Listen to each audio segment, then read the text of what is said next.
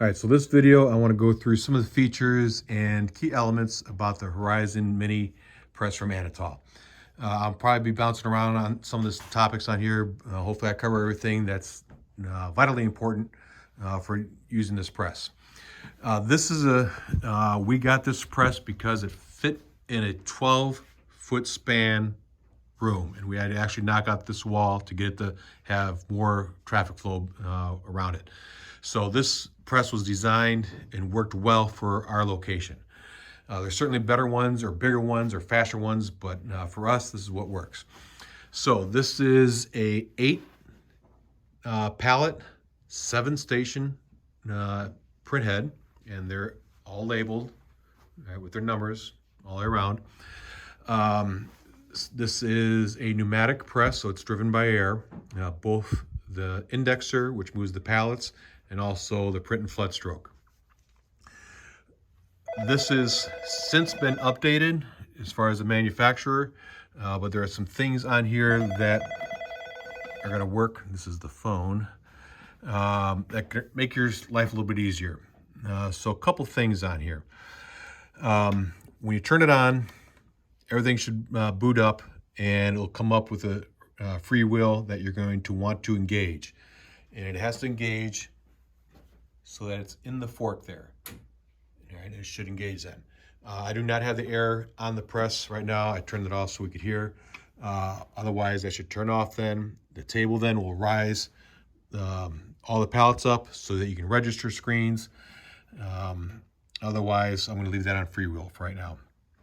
Your display then is head 1, 2, 3 all the way around, and then tells you if you have a shirt on there or not. Emergency stop. Use this if you need to. If something's happening where you're burning a shirt or you're printing a pallet, pound that down, turn it, pull it out and lock it in. You're gonna have to hit reset and then freewheel. Now sometimes as you do this for a freewheel, it doesn't want to engage.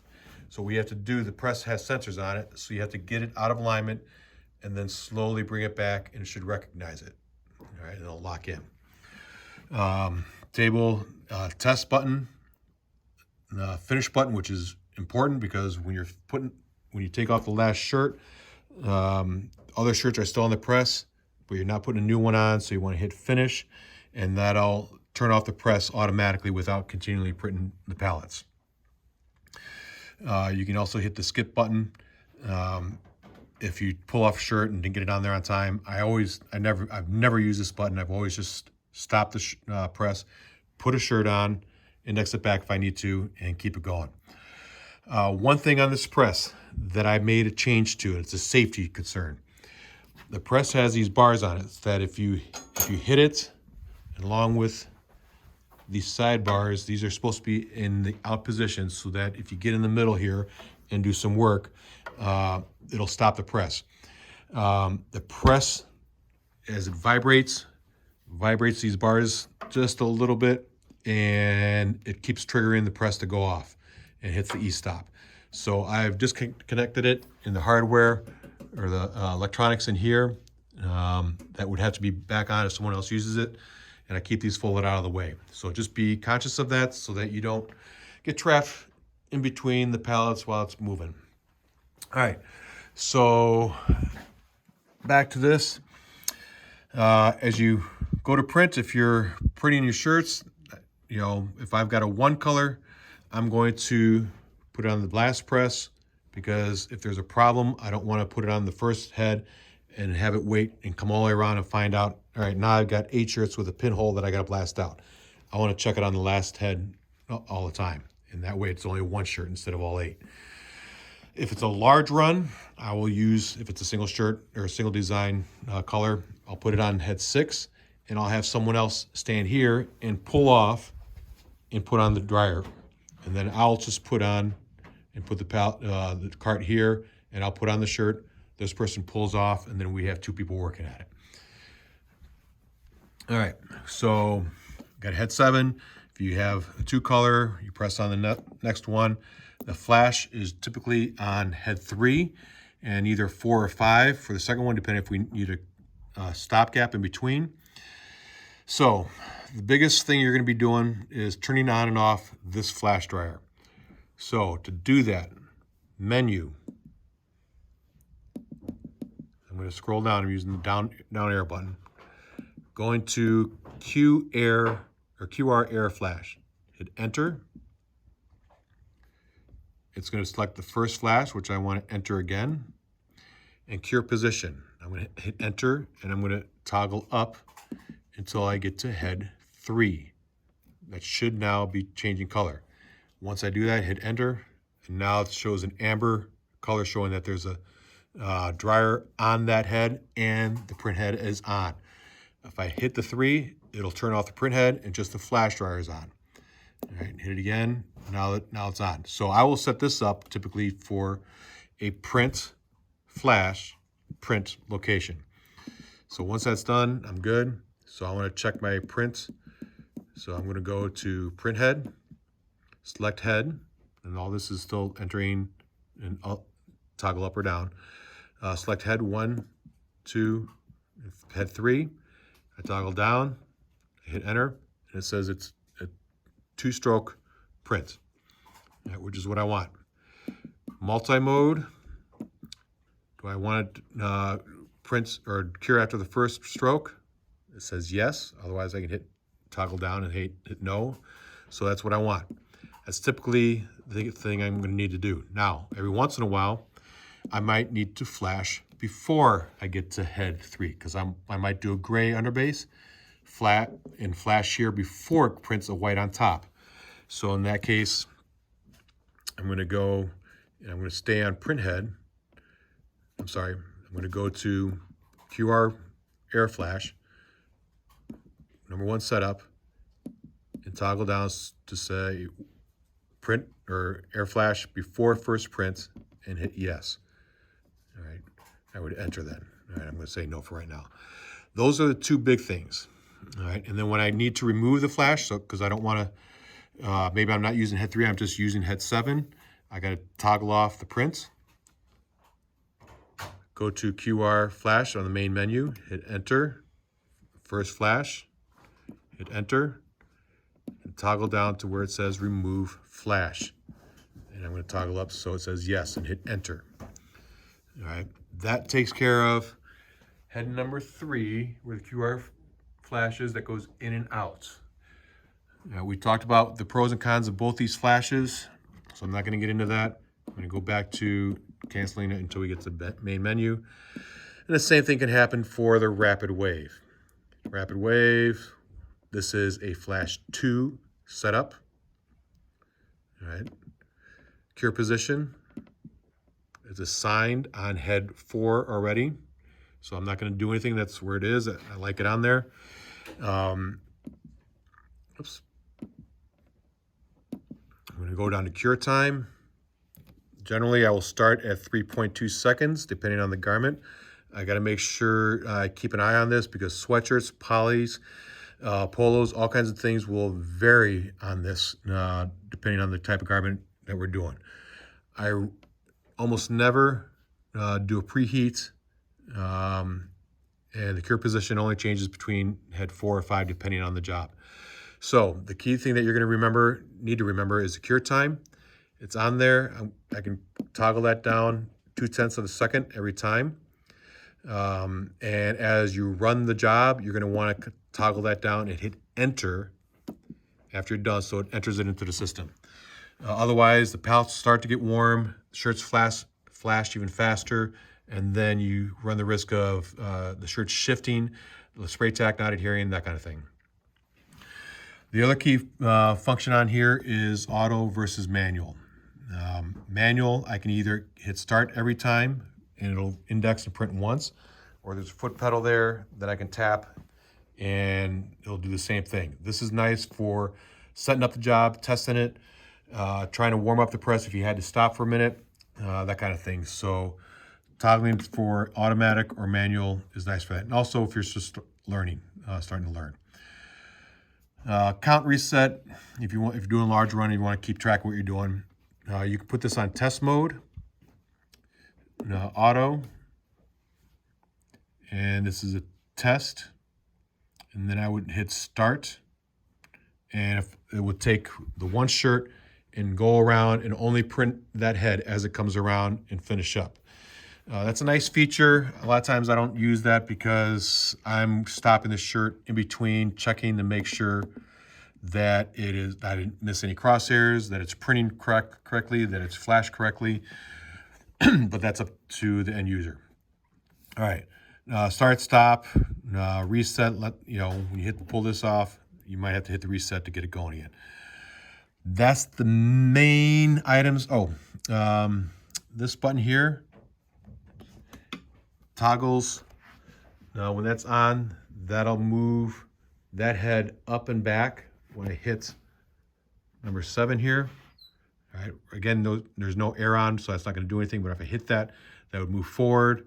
That allows me to make the back adjustments, move up or put it where I need to, so it prints a shorter stroke or a longer stroke if I need to. That's when you're going to make that adjustment with that handle. Anytime you make an adjustment with these handles, the back stroke or the front, make sure they are pointing away from the print head. Otherwise, if it's printing towards it, it's going to snap it off, which has been done on head number 1. I would then hit the head again, making sure that there's a shirt on there when I do this, and it would index it back to the back position. You won't be able to do anything else on the board while this is on, so when you're done, got to make sure you turn it off. All right, so the board, that's most of the main skills they work with. This will toggle the press to the next station if you need to. It does not go backwards, so that's something else other than, or the half index doesn't mean anything either, so it's just that button. All right, so other features on this press. On the bottom, we have the oiler here. These open up, the bottom part comes off. You have to pull in those tabs, turn it a quarter turn, it'll pop out, and it should have pneumatic oil in it. That puts oil into the airline so things don't rust. When you grease this, it has a Zerk fitting in a couple locations. We'll see if we can find it here. And that one's a little dirty. It's back there. I haven't done it for a while. You'll need a grease gun, and you'll do that from the down position and the up position. There's 2 Zerk fittings to keep this center shaft well greased because you don't want it to lock up. You'll also grease the bar here so that the rollers go back and forth. You take your finger and just wipe some white lithium on there on both sides. The pneumatics here are good. We haven't touched those in a long time. You can put a little bit of grease on the shafts here. Maybe once a year, just touch them up a little bit, front and back on either side.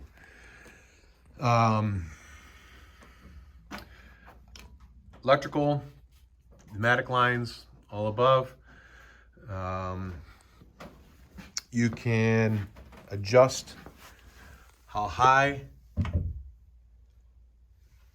the pallets come up, so the gap between the shirt and the screen. If you're doing heavy sweatshirts versus lightweight shirts, to be honest with you, I haven't touched it in years. All right, we've gotten this tweaked in so well that I don't need to adjust that for a sweatshirt or t-shirt. For what we're doing, it doesn't make a difference. We also have not adjusted the pressure on the squeegee or the flood bar. It's set for the screens that we use. It's in place, so you'll almost never have to adjust that. But if you do, you have to adjust both sides and you equal them out. All right, so that they're at the same height. You can adjust the flood and the print stroke. You're going to always be messing with that. If your print is not coming clean, you have to slow it down a little bit, and it doesn't take much, about a quarter turn maybe, and you'll see a big difference.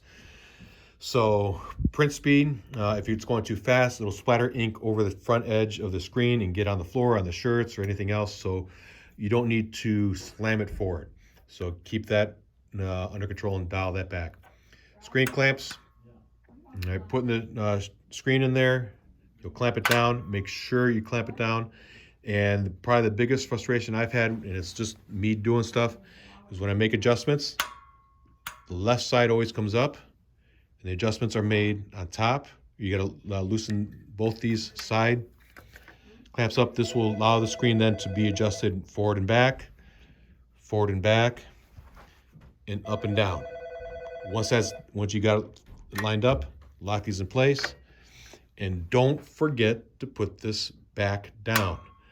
It's however many times I've done this, it's way too many times where I forget to put that toggle switch down. I go to print, and now the screen gets out of position. So when I'm doing this, I usually keep my finger on here as I use the other hand to make the adjustments, and then I keep it on there and turn it down as good practice. The front stop should be anywhere between ½ inch to maybe an inch. Anything further gets a little close to the screen and will hit the front edge of the screen. If for some reason it says index error, this light will not be on, and it should be sensing that bar. All right.